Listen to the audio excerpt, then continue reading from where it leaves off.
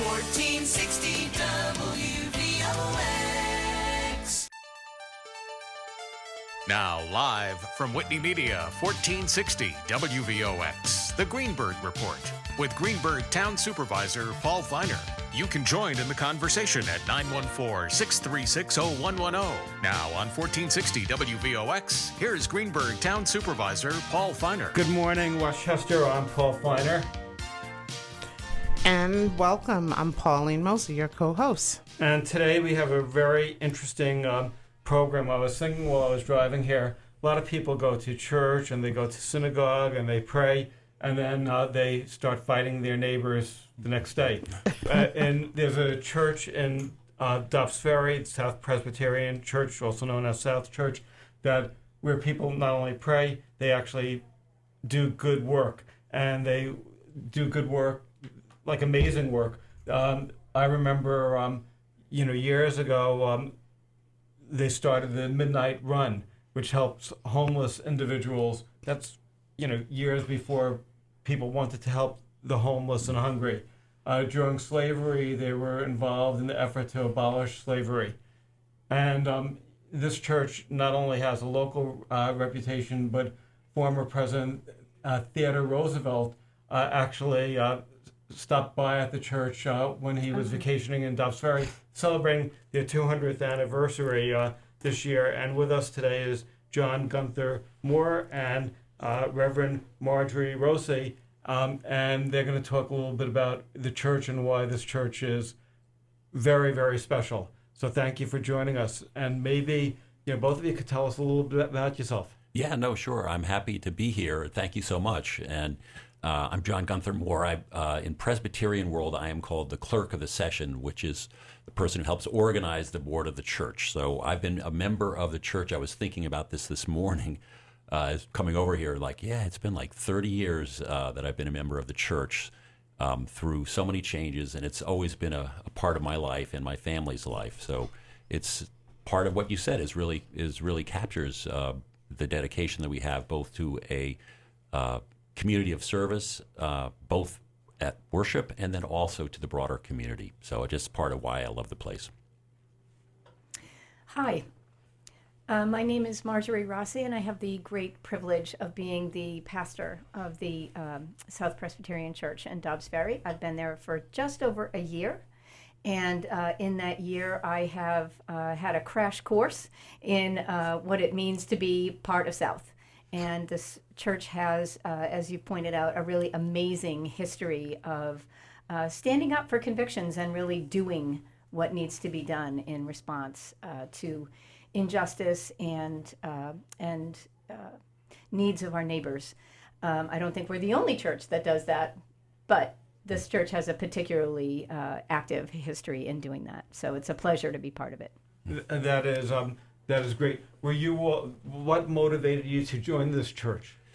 It's probably the usual story for so many people who are looking with my family for a place to teach my young kids values and to be part of a broader community of shared values that that had that service orientation, that wanted to do things positively in the community. So I went to church, and it was like, everybody's welcome here, and come as you are. You didn't, when I grew up in the Episcopalian church, it was like put on your coat and tie and very formal and very kind of rules oriented. So this was much looser. It was much more like, hey, you come when you are, and we accept you as you are. And so that just felt like the right place for me and for my family. Right. If somebody's like hungry and starving and they just can't afford meals, your church also has a food pantry? Yes, we have we house the Dobbs Ferry Food Pantry, and South is one of the partners of the food pantry. We have partnerships with churches and synagogues and local organizations throughout the community, and the food pantry operates every Wednesday morning. On our front lawn. It looks like there's a farmer's market happening. There's all kinds of food that's made available, including fresh produce and food from local grocery store, from Panera Breads. There's a lot of partnership that takes place in order to make this food pantry what it is. And I want to give a real shout out to our volunteers who are amazing.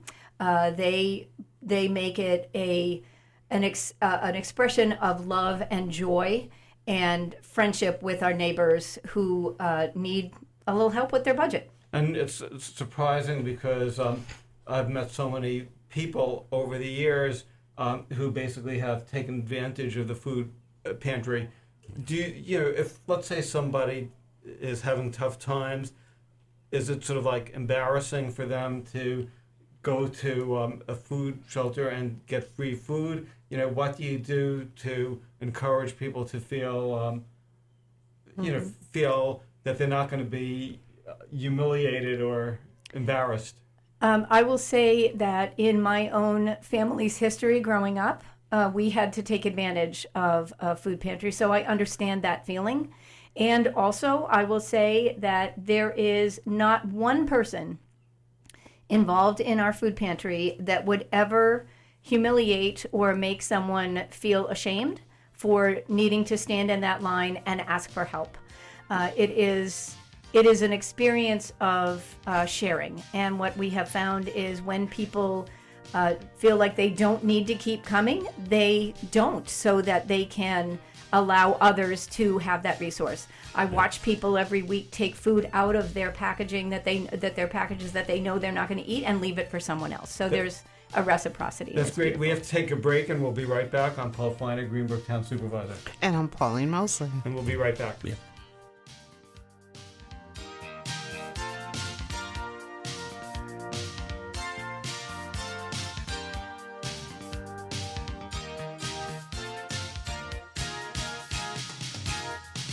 Now, back to the Greenburgh Report on 1460 WVOX. Once again, here's Greenburgh Town Supervisor Paul Feiner.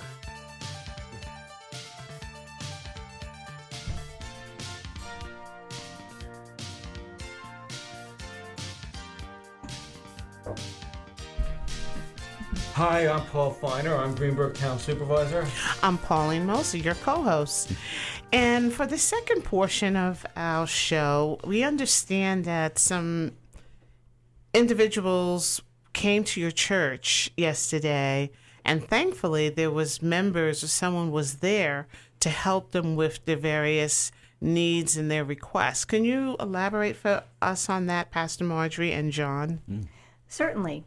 So Wednesday, while the food pantry was happening, two young men arrived who were looking for food and for work. And as it turns out, they are members of a group they are currently staying in Ardsley, that were bused to Ardsley from New York City, a group of asylum seekers. And they'll be staying there for a short time. It's not entirely clear how long that is. And so they were given food from the food pantry, and then they were given some resources of where they might be able to find some work. And then later on Wednesday evening, while our church administrator, Robin Larkins, and our sexton, custodian, Henry Marican, were there, a family arrived on our doorstep also looking for food and for clothing for their very young children. And so I want to thank Robin and Henry for helping out and for sending them in appropriate directions to get what they needed. And we, of course, gave them some food from our food pantry. And so Robin and I have spent the last 2 days working with community partners trying to organize a response so that we can support our new neighbors in the ways that they would find helpful. I have an appointment this afternoon actually with a member of the staff from the organization that's overseeing their stay so that we can find out how to do this in a way that is responsible and coordinated. Do you think that we could get people from churches and synagogues to almost like adopt individual families? When I'm saying adopt, almost like mentor. The problem with the federal government is a lot of the immigrants can't get legal jobs. So they really want to work, but the federal government is prohibiting them from working legally. And I've met immigrants over the years, and they're hard workers, and they really want a better life for themselves, and they're not looking for handouts. They're just looking for safety, and they were willing to risk their lives. I get calls from people. People say, why should we be helping the migrants? Why don't we take care of the people who are poor, homeless, hungry here?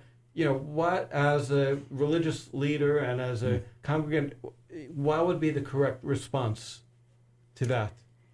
Well, if you're asking as a person of faith, I would say the answer for me is love God, love your neighbor, and we are called to love our neighbors. And these are our neighbors. They are now living in our midst, so we are called to do that. And love in scriptural terms is not about a warm, fuzzy feeling. It is about action. It is about taking loving and respectful action. So when somebody needs food, telling them that you feel a loving thought about them doesn't help. Giving them food is the loving action. And when God created the world, he or she probably didn't say, okay, we're only going to help human beings who live in Westchester or New York. A human being is a human being no matter where they are. That's correct. Yeah. Right. Yeah.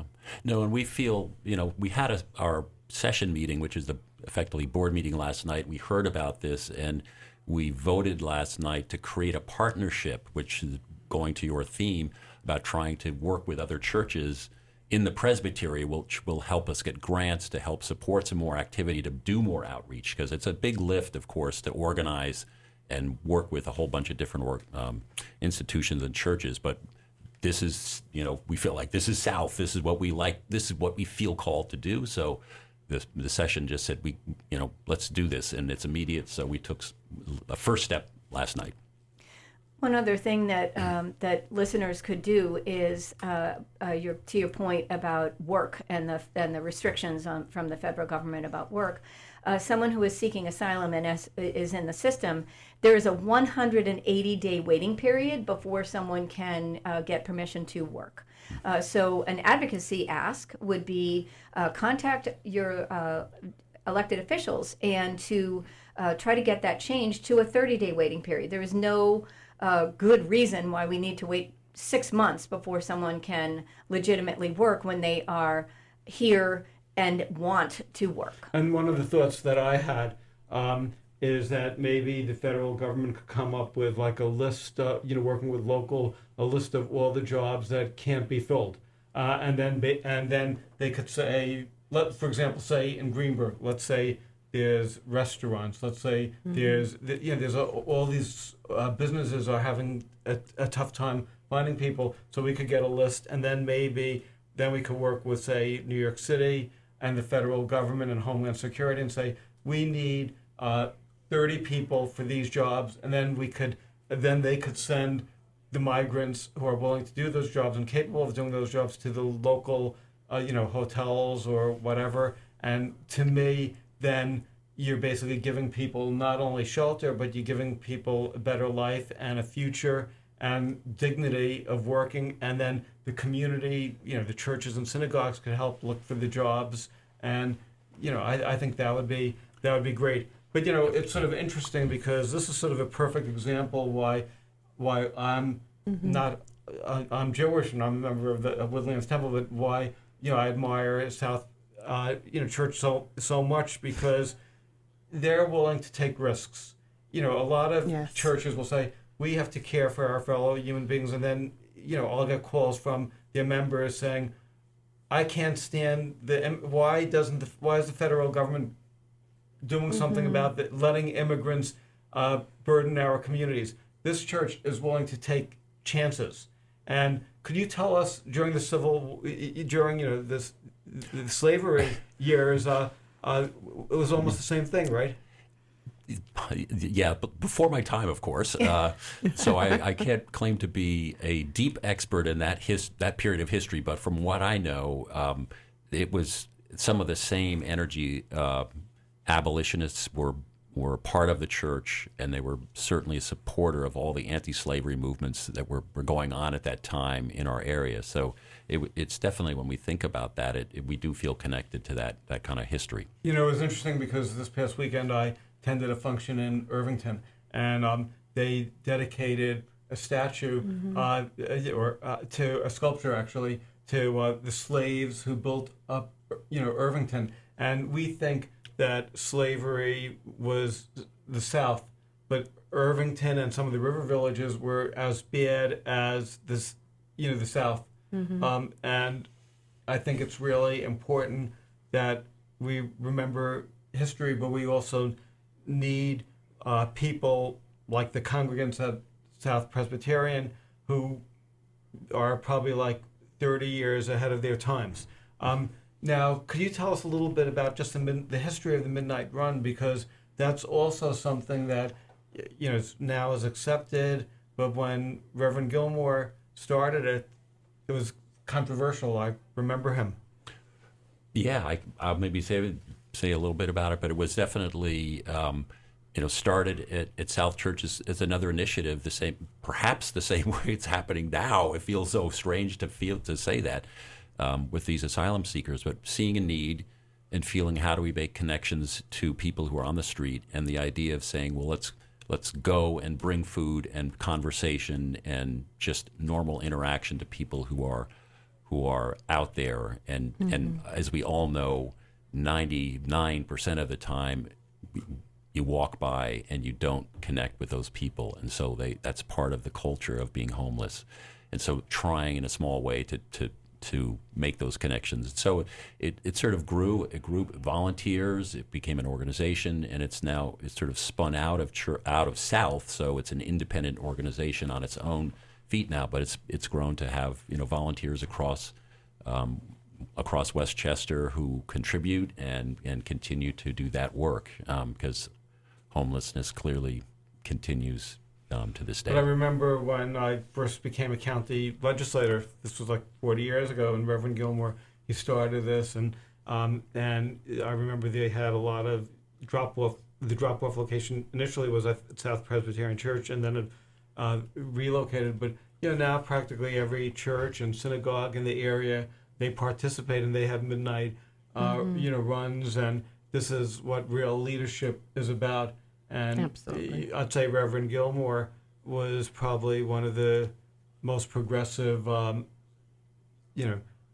people in the community, and very, controversial, but also he always spoke out and made lawmakers feel guilty if we weren't doing the right thing. Midnight Run is actually how I first connected with South Church way back around the very early 1990s. I was a campus minister at Marymount College in Tarrytown, and that was one of the programs that we did. Was I oversaw midnight runs every semester with our students, and I remember arriving at South Church for a midnight run. I met Reverend Gilmore at that point, and I remember vividly sitting in the sanctuary and listening to him talk to our students about what it means to interact with someone who is homeless, and how we are bound to treat them with dignity and respect. Great. We have to take another break, and we'll be right back talking about an amazing church, South Presbyterian Church. They're celebrating their 200th year, and we'll learn more about their history and their good work.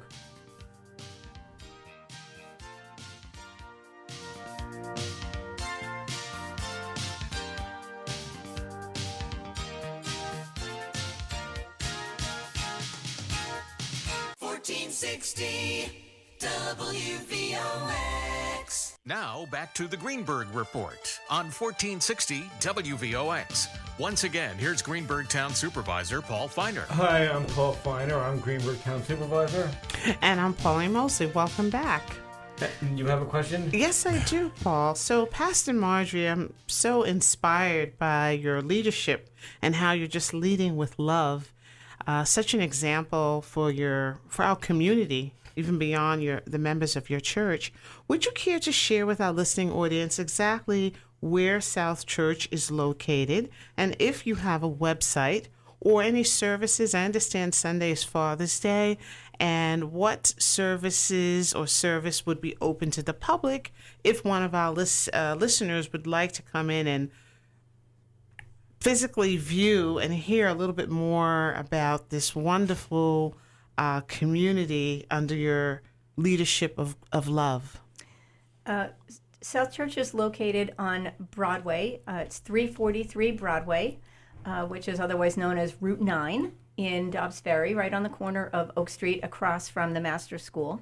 And you'll know it's us because there's a great big pride flag in the corner of the front lawn. And we'll be meeting this Sunday at 10 a.m. as we do every Sunday.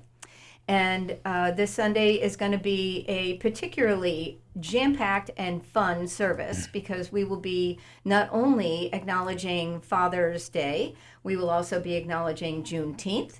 We will be welcoming new members in. We will be installing our new elder and deacons and celebrating our young high school graduates.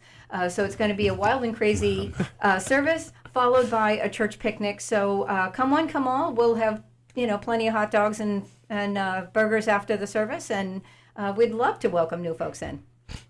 Thank you. Do you have a website? So if someone wanted to learn more of the events, upcoming events, if you could give us the website URL and then share with our listening audience one or two upcoming events that they maybe could participate in or put on their calendar? Absolutely. Our website is www.southpress.org. That's SOUTHPRES.org. And over the summer, we're actually sort of winding down a lot of the activities. Margery, I want to jump in and mention, if you go to the website, you can sign up to get our newsletter that updates you on all the stuff that's coming up and tells you about all the different activities going on. So it's a good way to get in the loop because it's constantly updated. Yes.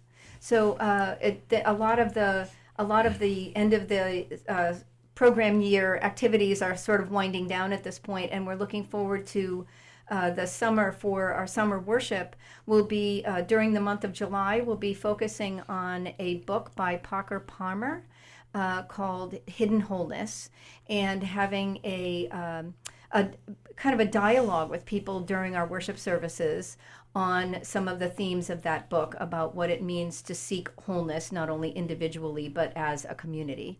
And then in August, we'll be looking at the idea of playfulness, because August, we should be lightening up a little bit, right? Mm-hmm. So we'll be looking at the idea of playfulness and what does that mean for our spiritual lives in that time. So your congregation was also in the forefront of speaking out for LGBTQ plus rights long before it became, more acceptable.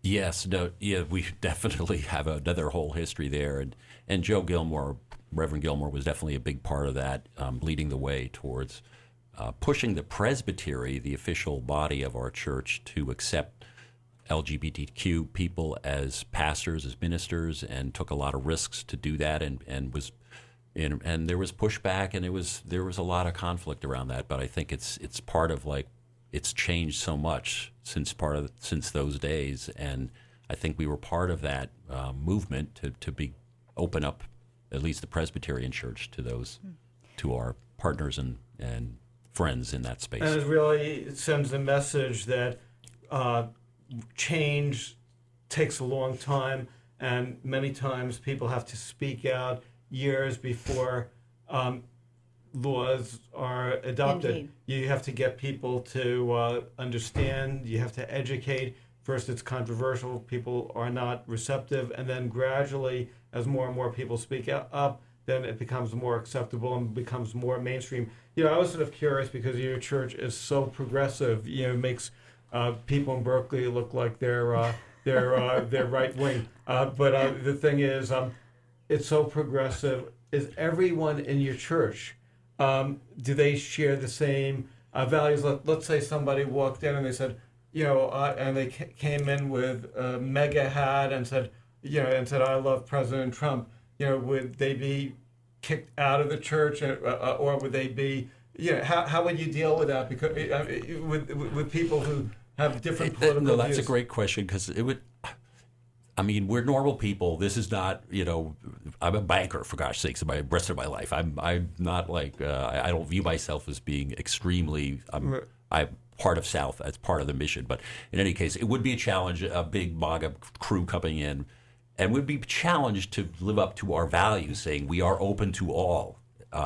We want all to be a part of our church. So it wouldn't be easy. I'm not saying that, but I am saying that's where we would want to come from, is to say, no, we want all people, the widest range. And we do have a wide range of professions, and, also geography-wise, we have people from all, pretty widespread. So, do you have any people who are congregants who are, more conservative, who may say, I can't believe that the congregation is, doing this or doing that, or are like 99.9% of the members also sharing the values of your social justice values? I think that my observation has been in the last year that broadly speaking, people participate at South Church. They arrive at South Church and stay because of the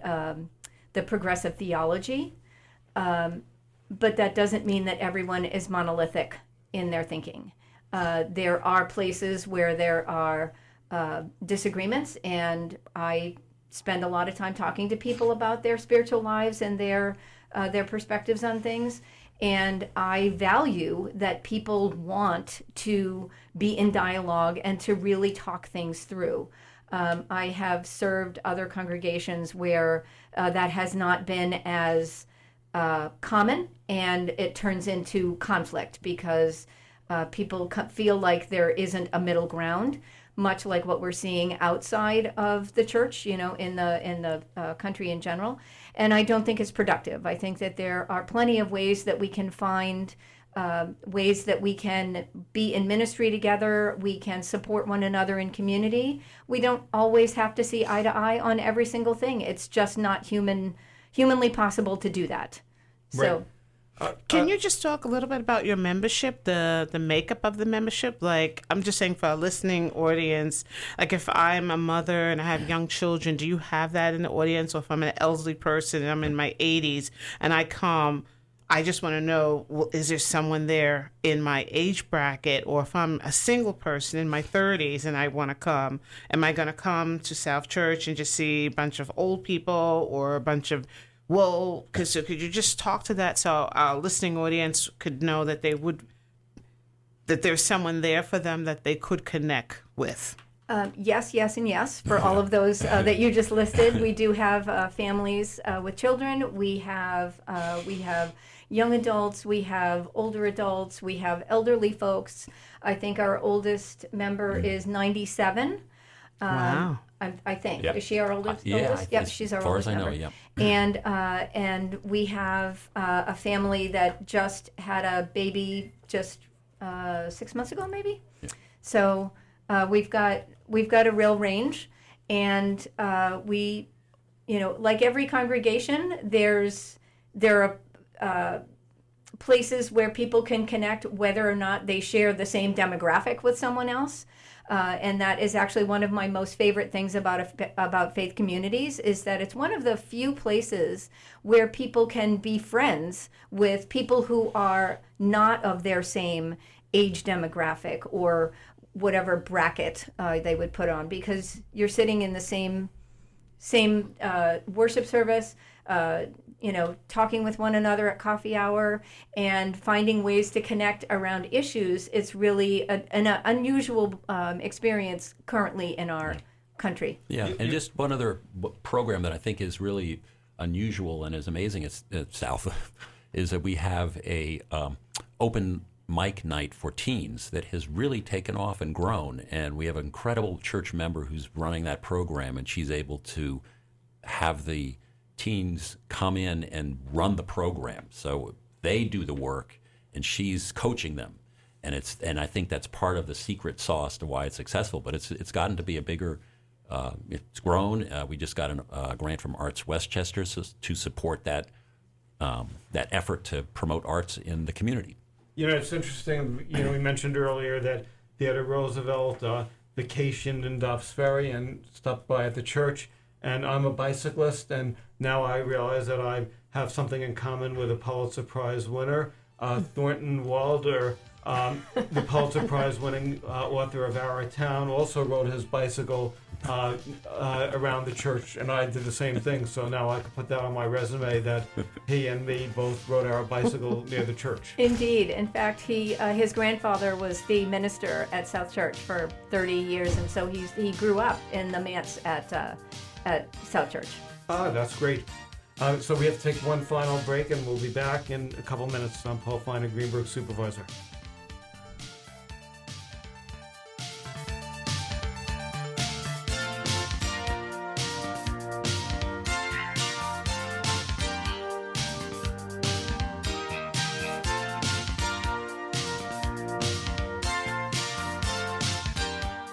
Now back to the Greenburgh Report on 1460 WVOX. Once again, here's Greenburgh Town Supervisor Paul Feiner. Hi, I'm Paul Feiner. I'm the Greenburgh Town Supervisor. And I'm Pauline Mosley, the co-host. And we've been talking about all these wonderful things that the South Presbyterian Church has done for people who are less fortunate and also people who are fortunate, over the past, 200 years.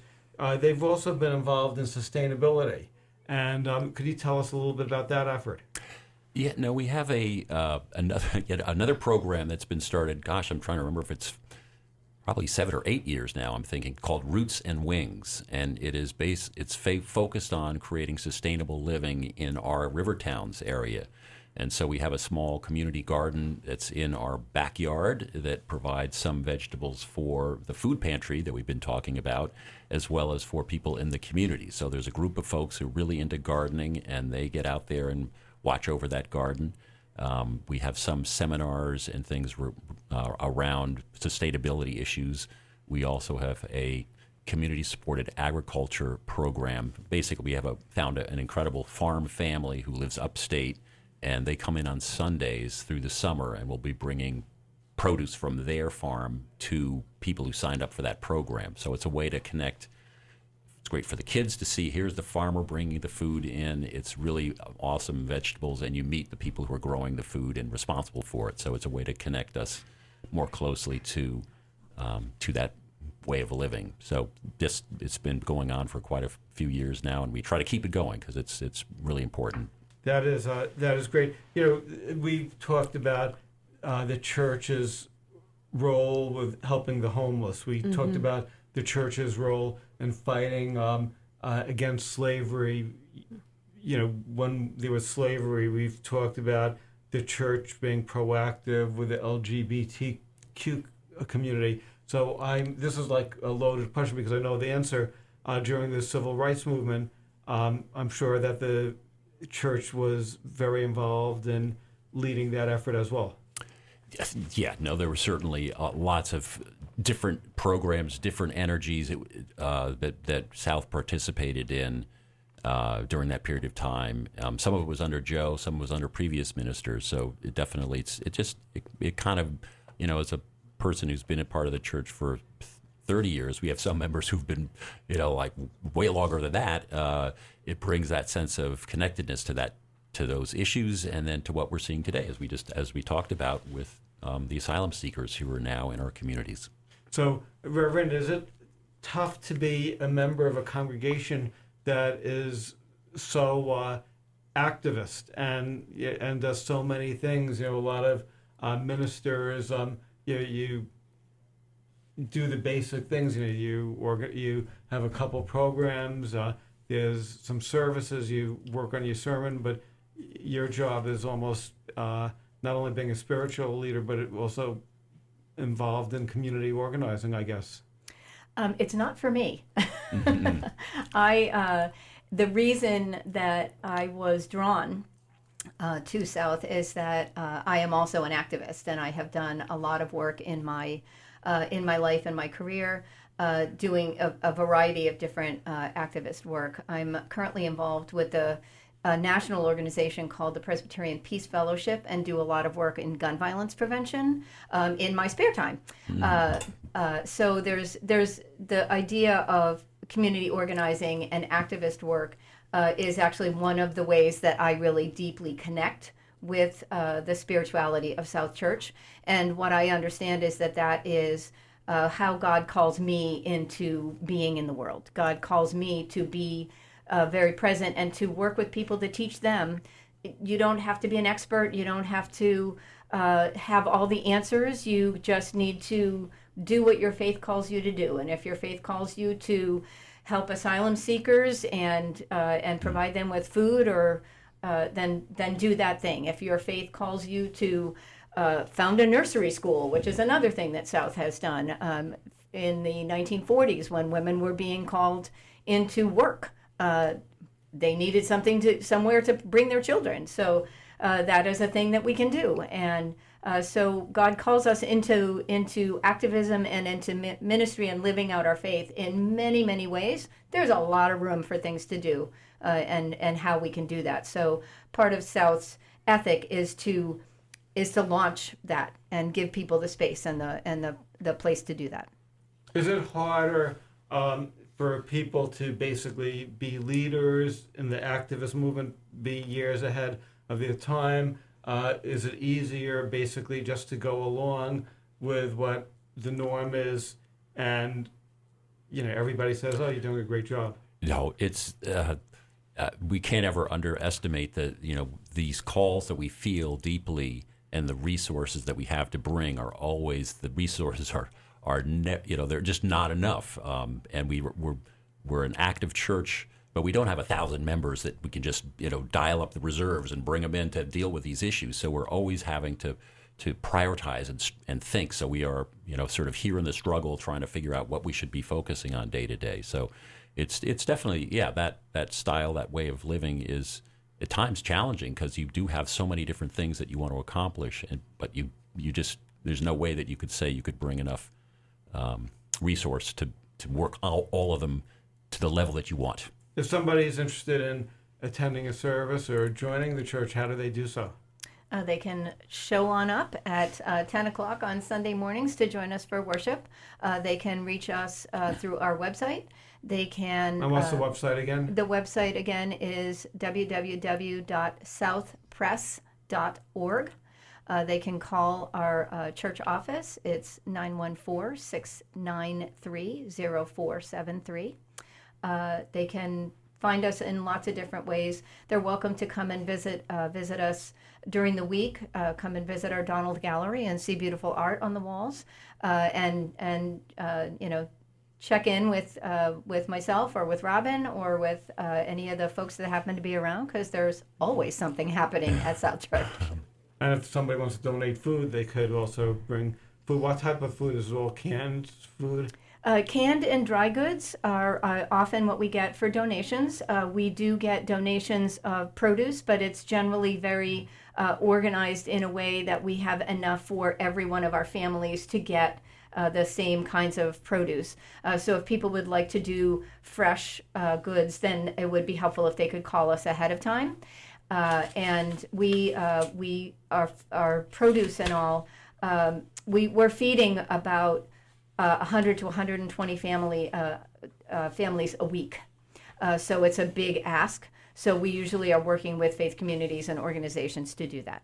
That is great. Who are your idols? Like who in the world inspires you?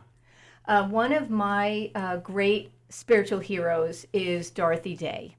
Dorothy Day was the founder of the Catholic Worker Movement, along with a gentleman named Peter Morin. And she has been one of my spiritual heroes since I first learned who she was when I was a teenager. And she was just a remarkable human being who when she converted to Catholicism, and when she understood about what it meant to what Jesus was talking about in the Gospels, about how really to live out loving God and loving her neighbor, she took that on literally, and she was just an incredible person. And who's your idol? I'll go with Jesus, because he still inspires me to this day that to live a life of service is what we're trying to do. You win, John. Right. if somebody, you read in the papers how the world is so horrible and everybody hates each other and there's wars, somebody says, you know what, I'm not sure I really believe in God. Is there still a place for them at South Presbyterian Church, and does everybody believe?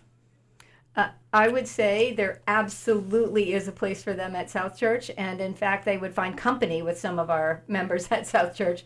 And I have to say that there are moments where I look around and feel despair in the world, and yet that doesn't mean that I don't also love God and love my neighbor and believe in all of the things that call me to do this work. It's part of being human that we have doubts and that we have questions and that we have moments where it feels overwhelming, because there is a lot going on in the world. But taking the little steps and finding the community of support where you can work together and make a difference, even if it is the one step, it helps to keep the despair at bay and to offer yourself and others hope. Well, you definitely have changed lives for the better over the past, not only now, but the church has changed lives for the better over the past, 200 years. And I think Greenburgh is definitely lucky to have you as part of our, our community. And, I really appreciate both of you for leading the cause and trying to make people's lives better. You're really both very inspiring. Thank you so much, Thank and we're you. looking forward to doing it for at least another 200 years. That's terrific, and thank you for joining us. And Thanks we'll for see having everybody next week. I'm Paul Feiner, Greenburgh Town Supervisor, and in the spirit of South Presbyterian Church, if anybody has any problems, constituent problems and needs help, you could call me on my cell, 438-1343 or 478-1219, and I'm happy to help. Have a good weekend. us. Bye now.